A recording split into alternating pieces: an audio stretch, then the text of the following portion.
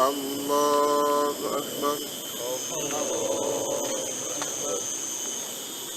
Jika kalian takut dari musuh, maka salatlah dengan salat khauf, yaitu dengan berjalan kaki atau berkendara, dengan menghadap kiblat atau tidak. Allahu Rabbi wal Islam dini wa Muhammadan Rasulullah wa yaqini. Assalamualaikum warahmatullahi wabarakatuh.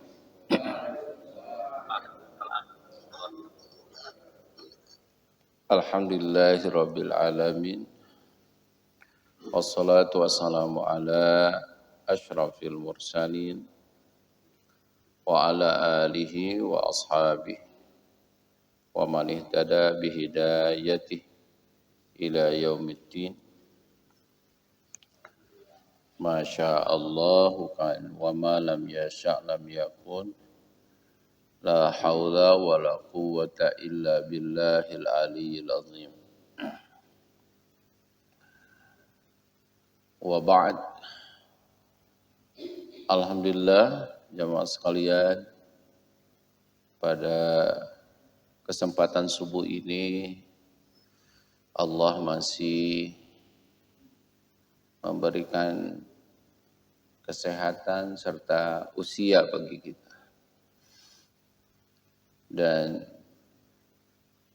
ketika bertambah, sesungguhnya kita semakin dekat ke masa kita kembali kepada Allah Subhanahu wa taala. Subuh hari Sabtu, ya, saya mengantar jenazah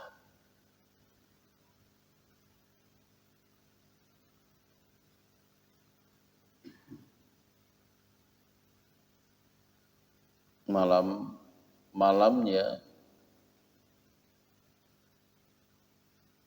ayahnya ini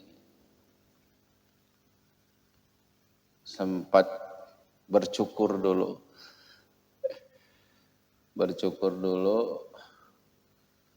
dengan perkataan yang dicukur heula lah ngarah teu berat. Subhanallah, ya. Itu malam Rabunya, ternyata subuhnya itu betul-betul memang saat dimandikan itu sudah dalam keadaan paling ganteng. Subhanallah. Setelah dimandikan, subhanallah, ya, yang namanya ditinggal ayah gitu ya, itu panik semuanya, panik.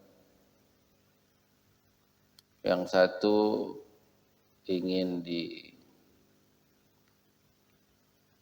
Bandung dikuburkannya itu, yang duanya ingin di tanah kelahirannya di Jogja.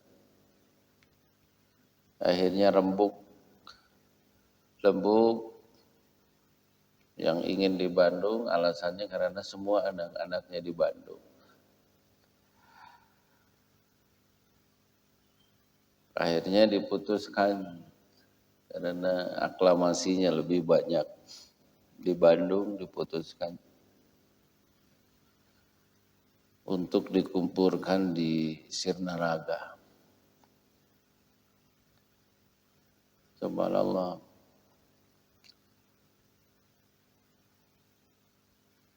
Cari yang di Nagrog, cari yang di Pahlawan, ya dapatnya memang di Sirnaraga.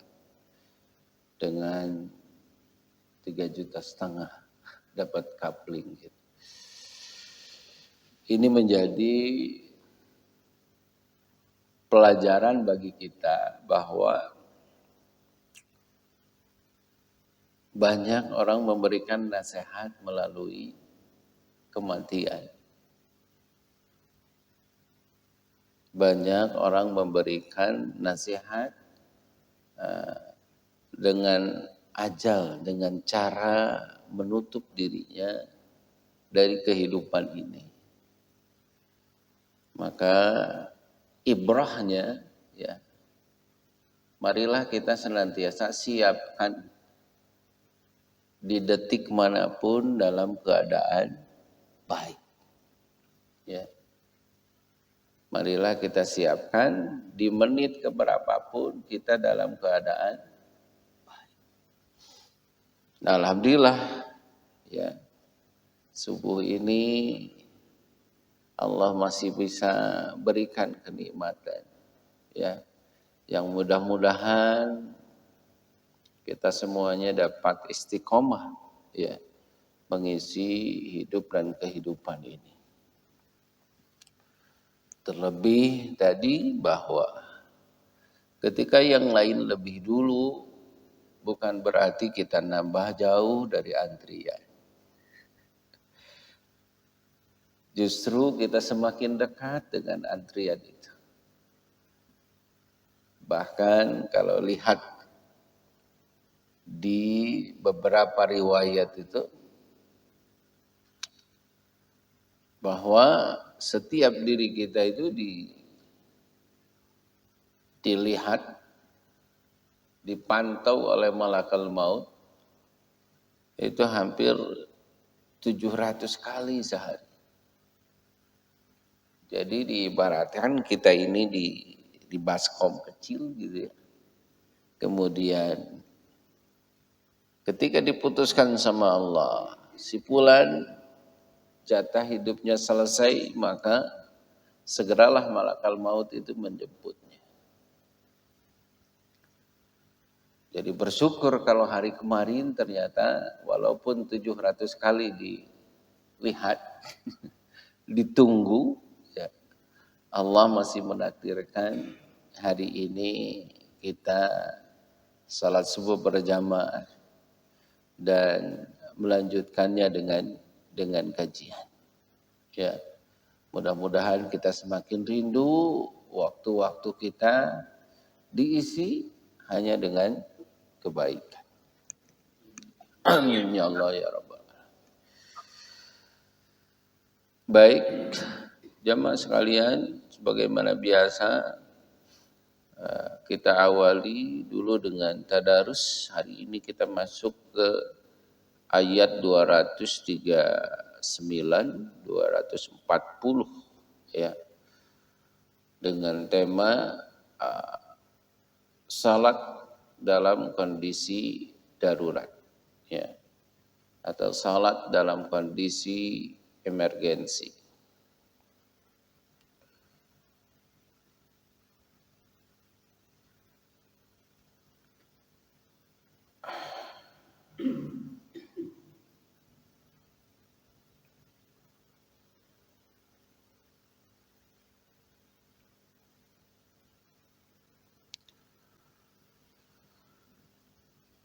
أعوذ بالله من الشيطان الرجيم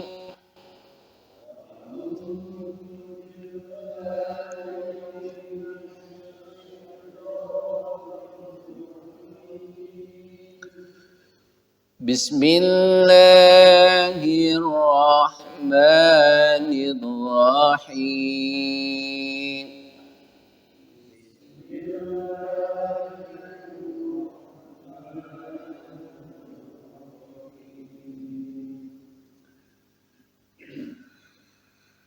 فإن خفتم فرجالا أو ركبانا فإذا أمنتم فاذكروا الله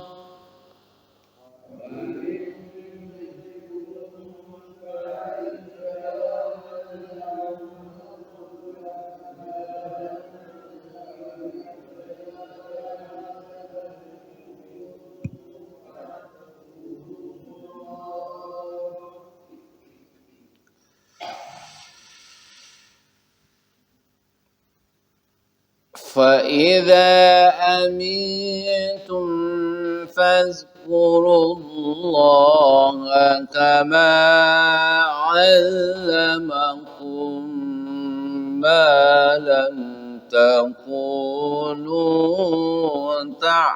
تعلمون.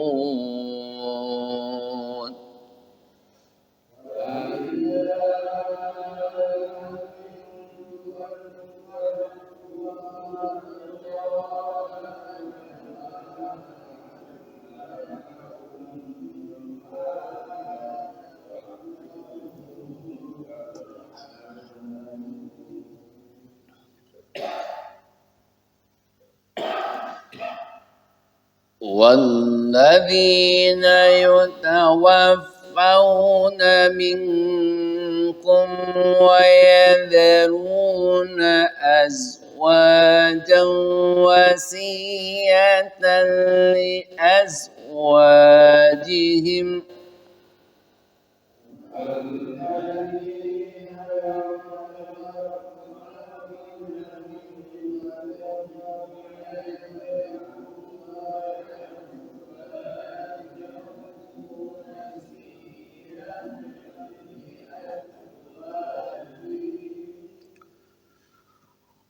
ويذرون أزواجا وصية لأزواجهم متاعا إلى الحول غير إخراج.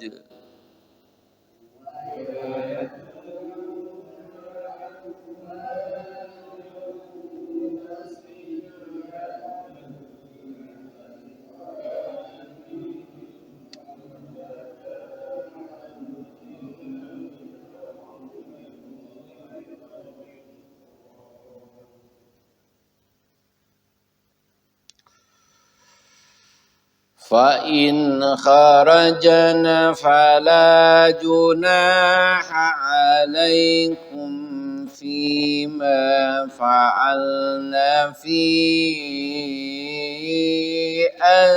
أنفسهن من معروف.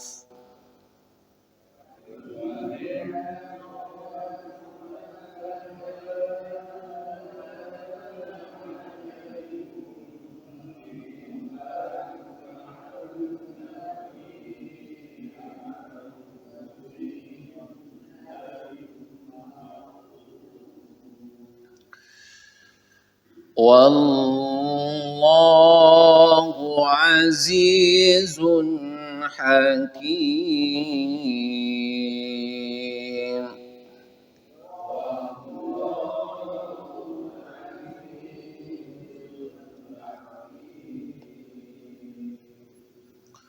صدق الله العظيم.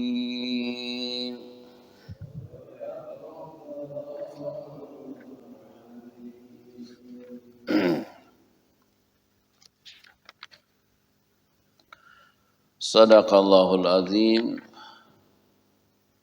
وبقوله يهتدي المهتدون.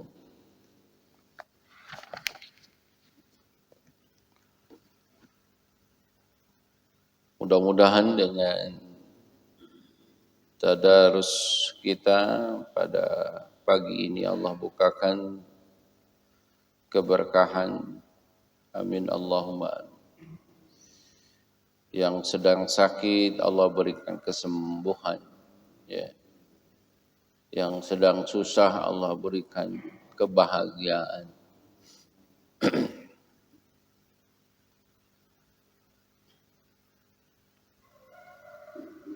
Baik, secara lafziyah makna dari surat Al-Baqarah 239 terlebih dahulu kita sama-sama tadabburi. Fa in khiftum farijalan aw rukbana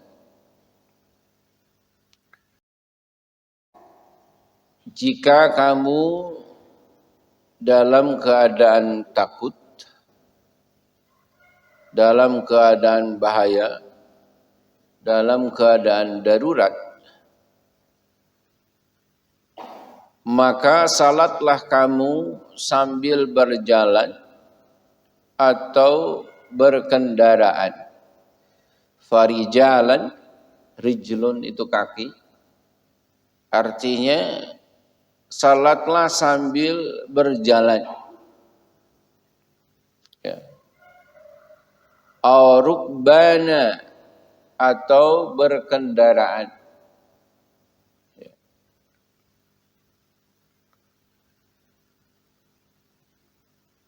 Fa idza amintum, kemudian apabila kamu telah aman, tidak lagi bahaya, fadhkurullaha kama 'allamakum, maka sebutlah Allah atau salatlah sebagaimana Allah telah mengajarkan kepada kamu. Ma lam takunu ta'lamun. Ya. Mengajarkan kepada kamu apa yang belum kamu ketahui.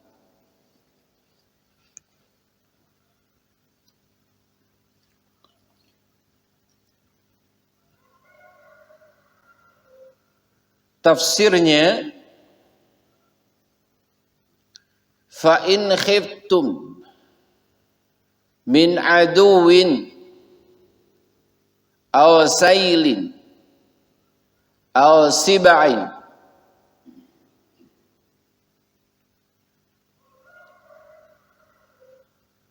jika kamu dalam keadaan takut,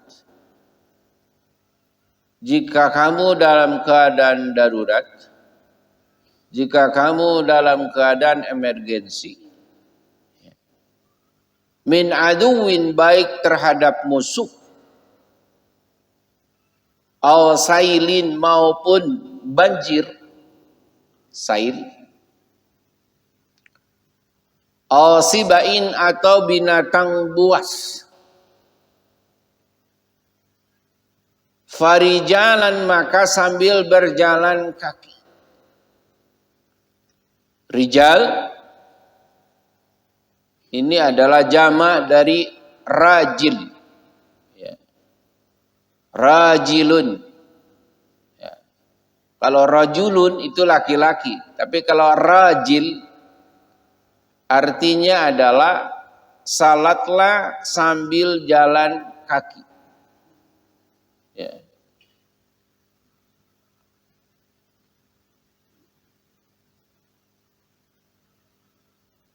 Rukbanan, atau dalam keadaan berkendaraan. Ya.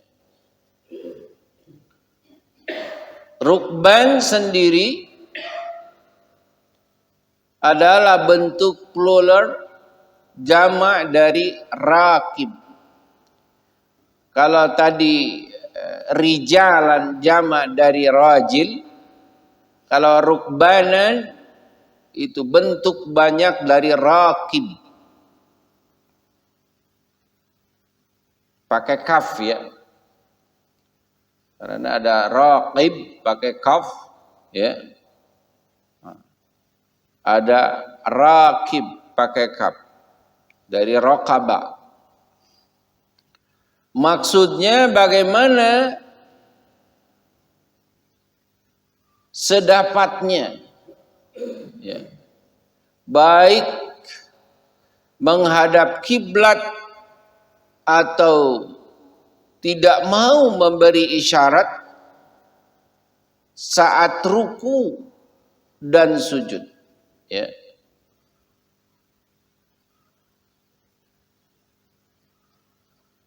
Kalau memungkinkan untuk menghadap kiblat, maka lakukan dengan menghadap kiblat. Kalau tidak memungkinkan, maka lakukan sesuai dengan kemampuan.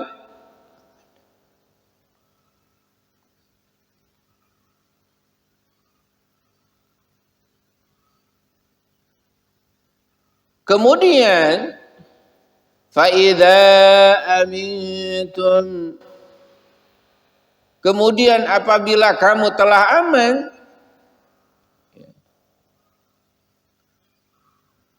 yakni aman dari apa? Minal khaufi,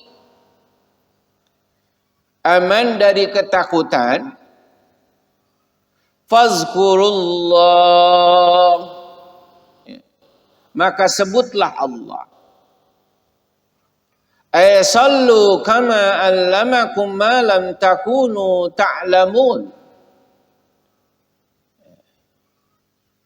Artinya salatlah sebagaimana dia Allah telah mengajarkan kepada kamu apa-apa yang tidak kamu ketahui.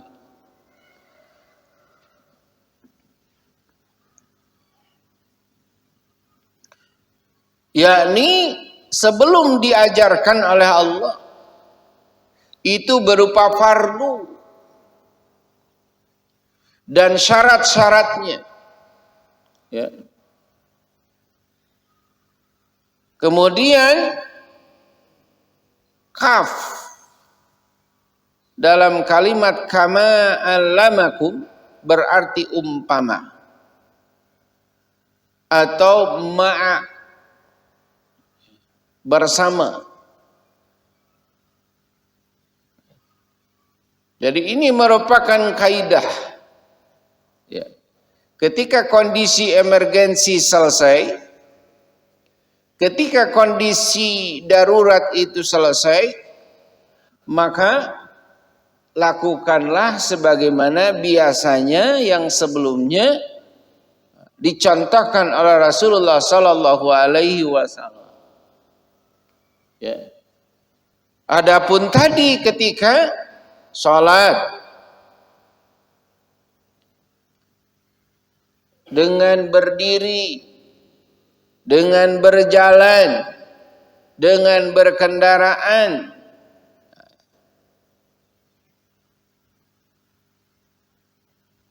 namun ketika kondisi itu sudah berubah, faida amintum, sudah aman, maka salat kembali. Maksudnya salat kembali itu bukan mengulang salatnya, tetapi kita melaksanakan salat sebagaimana biasa. Seperti halnya ketika kita kemarin ada ancaman COVID-19, fardunya, sunnahnya berjamaah itu di masjid. Tetapi karena tadi faida amintum, kondisi darurat itu sudah lewat, maka kembali lagi ke masjid. Kaidahnya mirip dengan apa yang terkandung dalam ayat ini. Begitupun di beberapa daerah. Di beberapa daerah itu sudah mulai banyak yang kesulitan air. Sehingga salat 5 waktu itu dengan tayamum.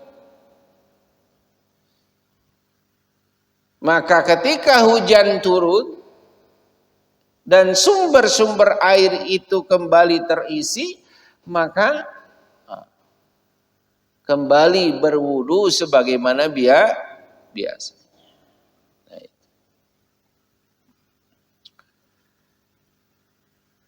Dalam tinjauan tafsir yang lain selain tafsir Al-Wasit,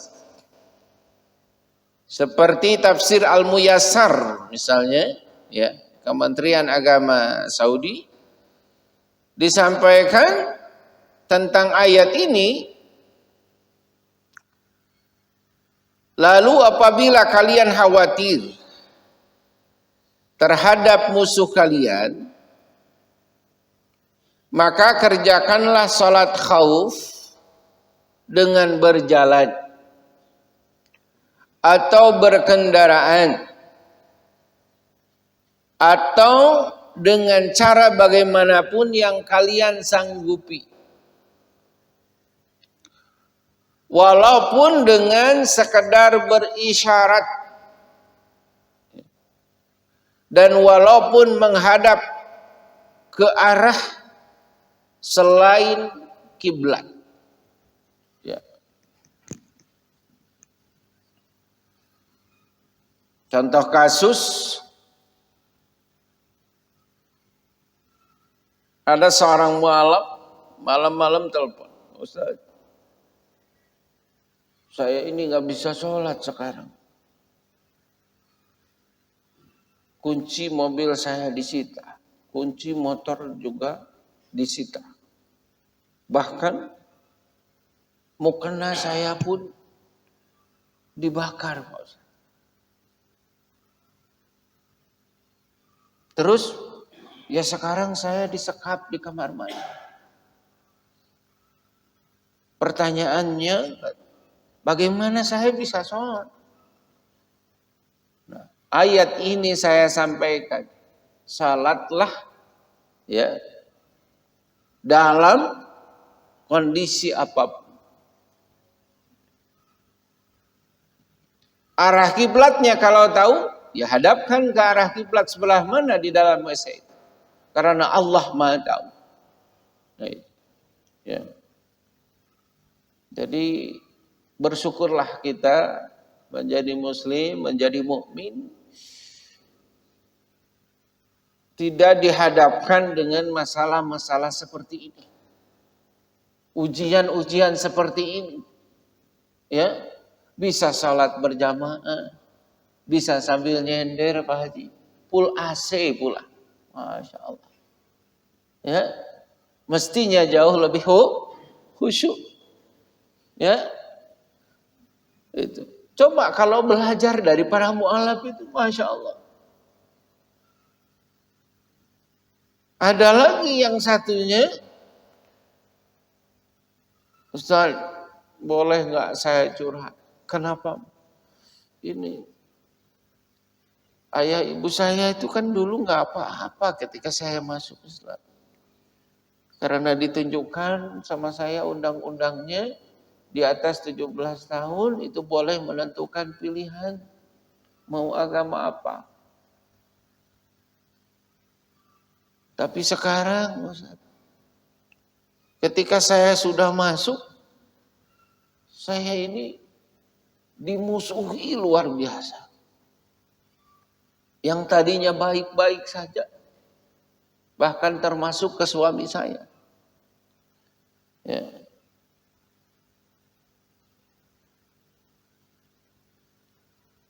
Saya tidak curhat ke suami karena takut jadi beban. Subhanallah. Dia nahan diri untuk tidak curhat ke suaminya tentang bagaimana sikap kedua orang tuanya. Masya Allah. Karena apa? Suaminya ini setiap kali ketemu, Kang Ius punten ya, titip Kang Ius ini punya tiket surga. Jaga mu'alaf ini, jangan sampai nggak apa-apa Pak Ustaz, nggak apa-apa, sampaikan sambil langis-langis. Nah, ketika si ibu ini masih ya sholat masih biasa karena sudah rumah masing-masing. Tapi ujiannya kan dia tetap masih menyayangi kedua orang tuanya itu. Tetapi ketika ayahnya ini sakit, dirawat di rumah sakit di Boromius, ya, karena ibu ini masih sayang, mendoakan semoga cepat sembuh, semoga Allah berikan hidayah dan seterusnya. Doa. Pak Ustadz kan kata Pak Ustadz kalau mu'alaf itu 0. Artinya bersih dari dosa sehingga doa itu mudah. Tapi kok sama Allah, saya ini urusan yang satu ini Kalau urusan rezeki, alhamdulillah Pak Ustaz. Tapi kalau urusan yang ini, aduh saya, Masya Allah. Saya dimusuhi sama orang tua sendiri. Dimusuhi sama 3 anak saya sendiri. Ya.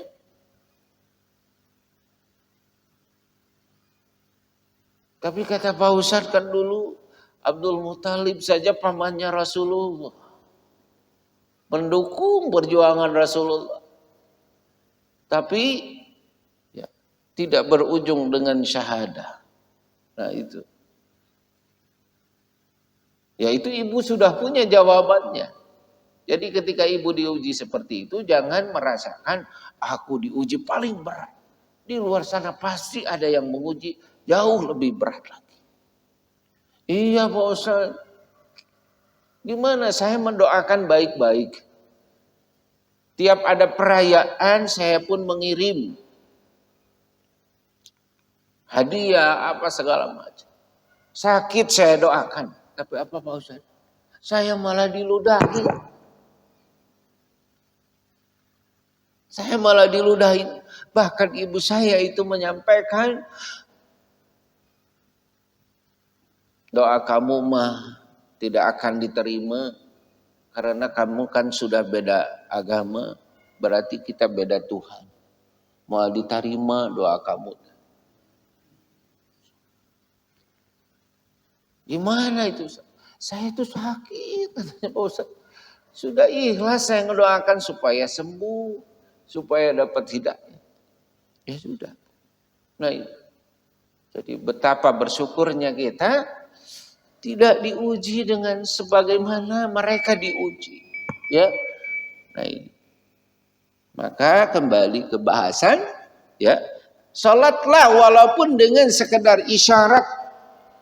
Nah, walaupun hanya menghadap ke arah kiblat atau bahkan ke selain kiblat.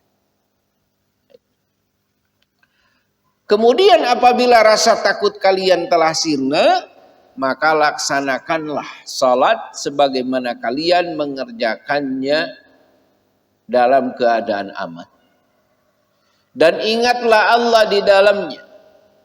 Dan janganlah kalian menguranginya dari tata cara yang baku. Artinya dari syarat-syarat yang sebelumnya dalam kondisi aman, jangan dikurangi. Ya, basuh wajah misalnya, ya, 2-3 kali kita kurangi jadi sekali saja, supaya mudah. Tidak. Ya.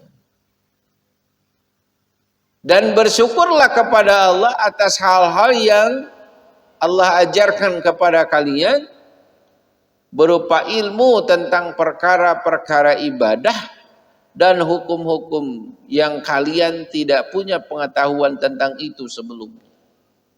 Ya.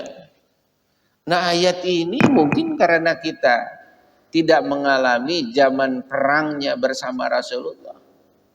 Ya. Tetapi pada titik tertentu misalnya kita pulang kerja. Kita tidak tahu kalau hari itu ada event apa misalnya. Nah, kita mengandalkan apa? Mengendarai kendaraan. Sementara dalam keadaan macet total.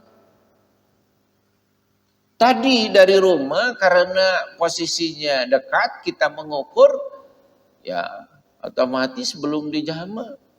Baik takdim maupun qasar. Sementara 15 menit lagi misalnya maghrib. Kitanya belum sholat asar misalnya. Ya. Karena terjebak dalam kemacetan. Mau ke arah pom bensin nggak ada. Mau ke arah masjid apalagi. Maka di sini dilakukan parukbana. Sholatlah kamu dalam kondisi berkendara. Nah, insya Allah ya. Indahnya Islam itu. Ad-din yusrun. La tu'assiru.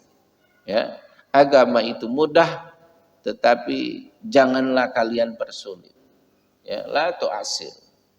Tapi jangan dimudah-mudahkan, hanya pada posisi dan kondisi dulu ketika baca ayat ini, mungkin kita nggak tahu aplikasinya di mana. Bayangan kita kan di atas ontak kah, dalam keadaan di hutan kah, ya, dan seterusnya.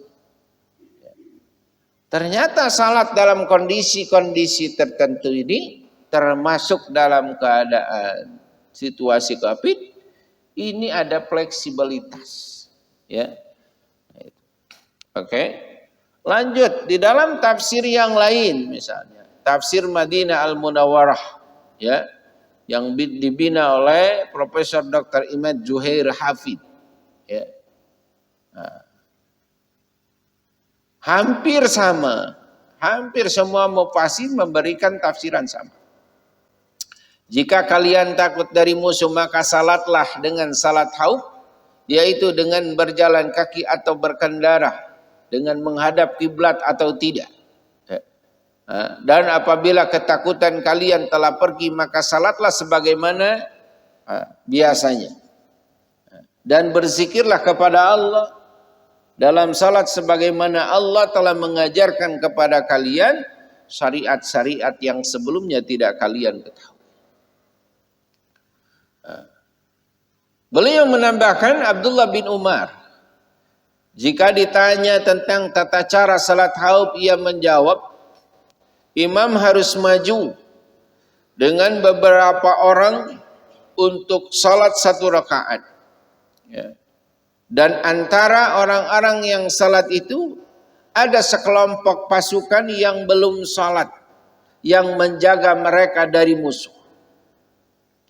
Apabila kelompok pertama telah menyelesaikan 1 rakaat, maka mereka mengambil posisi pasukan yang belum salat tanpa mengakhiri salat mereka.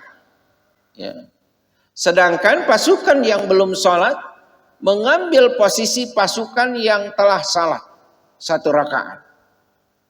Kemudian imam menyelesaikan salatnya.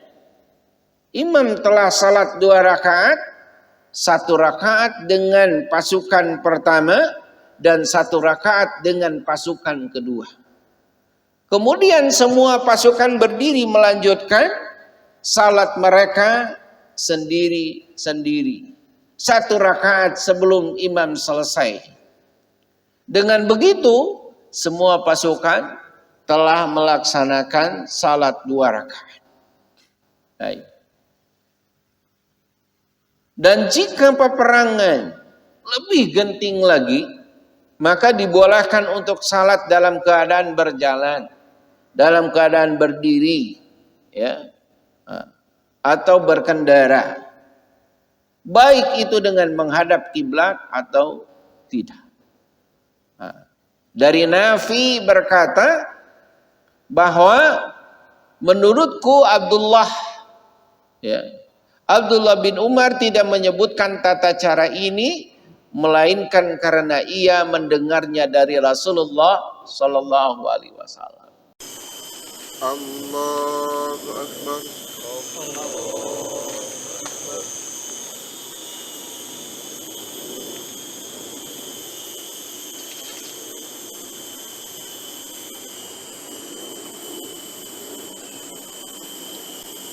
Allahu Akbar.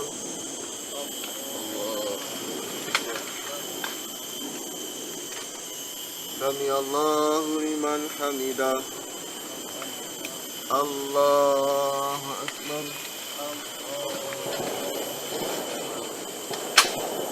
Allahu Akbar. Allahu Akbar. Allahu Akbar.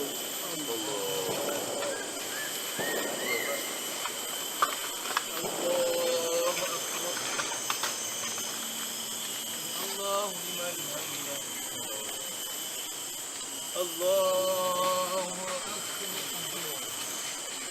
Allahu Akbar. Allahu Akbar. Allahu Akbar.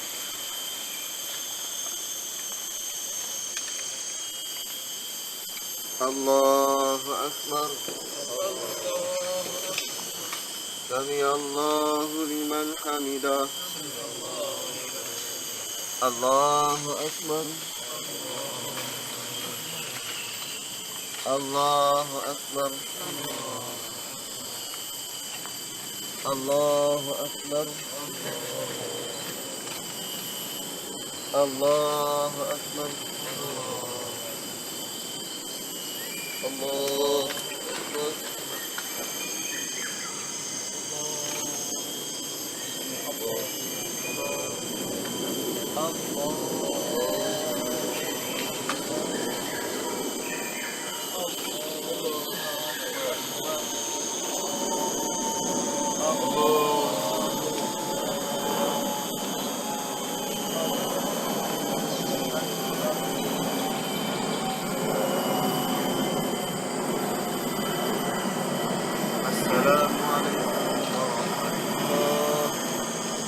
Assalamualaikum warahmatullahi.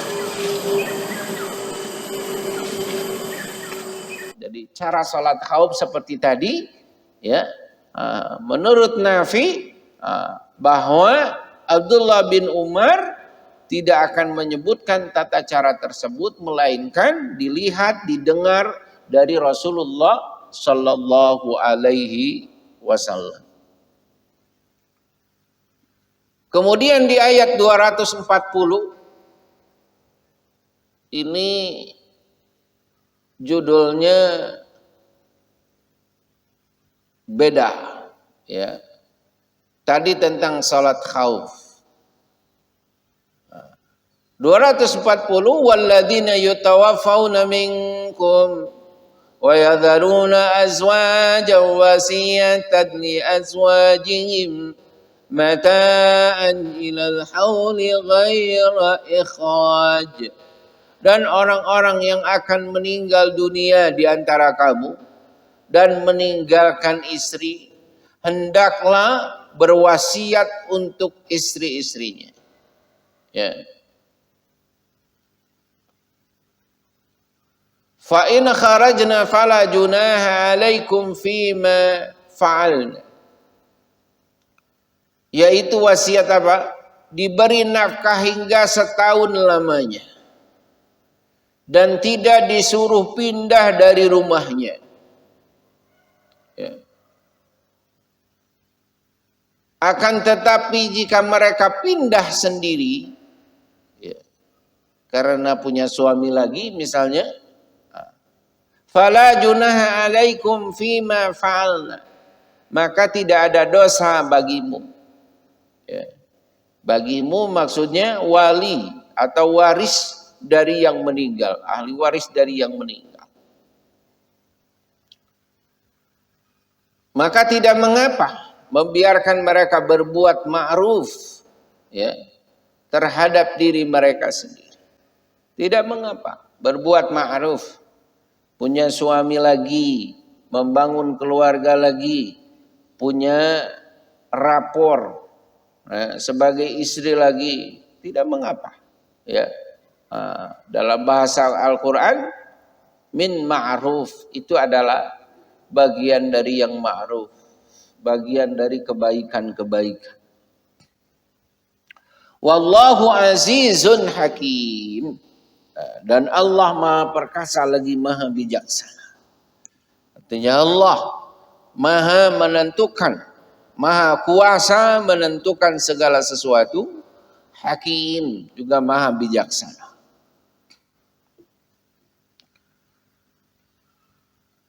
Tafsirnya, dan orang-orang yang akan meninggal dunia di antara kamu, kemudian meninggalkan istri, hendaklah berwasiat, ya, menurut satu qiraat dengan baris di depan, dan berarti wajib berwasiat, ya, wasiyatan. Nah, ini. Kalau dengan wasiatan itu menurut satu qiraat itu menunjukkan wajib. Kalau dulu pernah di sekolah diniyah mungkin ada qiyaman. Nah, itu suruh berdiri. Nah, maka kata-kata wasiatan berarti wajib atasmu berwasiat. Nah, itu. Salaman. Nah, kan gitu. Jadi kalau dengan baris harakat seperti itu, maka wajib berwasiat untuk istri-istri mereka agar diberi nafkah yang dapat mereka nikmati hingga sempurna. 1 tahun lamanya, ya, menunggu bagi istri-istri yang ditinggal oleh suaminya tanpa mengeluarkan mereka. Ya, karena kan nanti rumahnya itu jadi dibagikan dengan ahli waris. Artinya tanpa menyuruh mereka pindah dari rumah yang mereka diami sewaktu suaminya masih hidup. Tetapi jika mereka pindah atas kemauannya sendiri, maka tidak ada dosa bagimu wahai para wali, ya, mengenai apa yang mereka perbuat terhadap diri mereka secara patut, ma'ruf, ya. yakni menurut syariat. Misalnya kembali bersolek, ya, kembali berdandan, kembali merawat diri, ya, menghentikan masa-masa berkabung, tidak hendak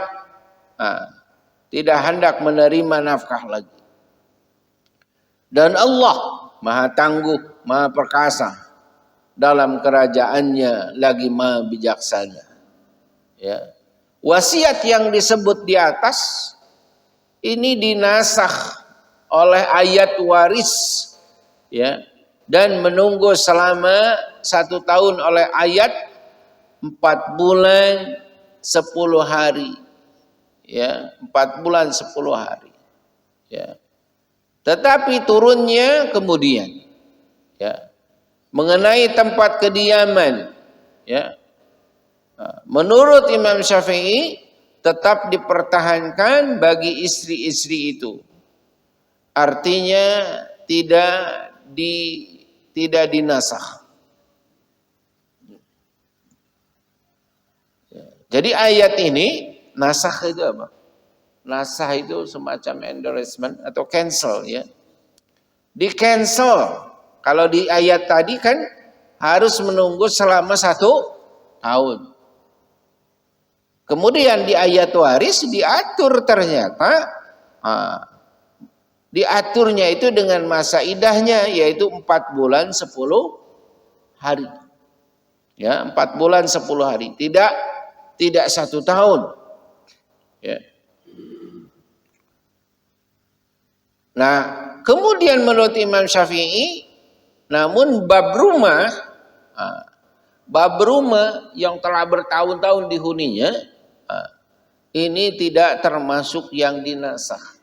Jadi kalau masih betah di situ, maka tidak diperkenankan untuk menyuruhnya keluar dari tempat itu dari ahli waris yang lain.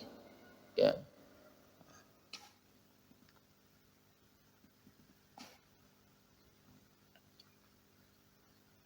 Dalam tafsir Al-Muyassar, dan para suami yang meninggal dan meninggalkan istri sepeninggal mereka, maka wajib bagi mereka untuk berwasiat kepada istri-istri itu untuk diberi nafkah selama 1 tahun penuh sejak hari wafatnya, ya, dengan tinggal di rumah suaminya tanpa ada ahli waris yang menyuruh mereka pergi selama 1 tahun tersebut, supaya menjadi penambal perasaan karena ditinggal suami dan bersikap baik terhadap orang yang meninggal. Maka apabila istri-istri keluar dari rumah dengan kemauan mereka sendiri sebelum masa 1 tahun berakhir, maka tidak ada dosa atas kalian, para ahli waris, para wali, terkait hal tersebut. Tidak ada masalah istri-istri itu dalam hal yang mereka perbuat sendiri berupa perkara yang mubah. Ma'ruf itu juga disebut dengan mubah. Dan Allah Maha Perkasa, ya, dan bijaksana. Dalam tafsir Al-Muyassar juga sama, bahwa ayat ini telah dinasakh dengan firman Allah, walladzina yatawaffawna minkum wa yadharuna azwajan yatarabbasna bi anfusihinna arba'ata ashhurin wa ashra. Orang-orang yang meninggal dunia di antara kamu dengan meninggalkan istri-istri mereka, hendaklah para istri itu menangguhkan dirinya beriddah. Menangguhkan dirinya beriddah selama 4 bulan 10 hari. Jadi yang 1 tahun tadi kemudian dirubah, ya, dinasakh namanya dengan ayat 234, ya, yaitu 4 bulan 10 hari. Kemudian di dalam tafsir yang lain, ya, singkatnya ayat ini dinasakh dengan ayat tentang warisan, bahwa istri mendapat 1/4 atau 1/8 dari harta peninggalan suami, ya. Dan masa setahun dinasakh menjadi 4 bulan 10 hari. Ya. Hadis dihasankan oleh Albani dalam Sahih Sunan Abu Dawud. Ya. Talak bab nasakh, ya. Mut'ah istri yang meninggal suaminya dalam hadis nomor 212. Ya. Itu sanad tentang proses nasakhnya, ya. Demikian, mudah-mudahan kita semuanya mendapatkan ibrah, mendapatkan pencerahan bagaimana syariat-syariat ini mungkin hari ini adalah cerita, tetapi nanti 10 tahun kemudian ini adalah realita. Mudah-mudahan kita sudah mendapatkan pegangannya dan senantiasa dibimbing oleh Allah Subhanahu wa ta'ala. Demikian, walafu minkum, subhanakallahumma rabbana wa bihamdika, asyhadu an la ilaha illa anta, astaghfiruka wa atubu ilaik, walafu minkum. Wassalamualaikum warahmatullahi wabarakatuh.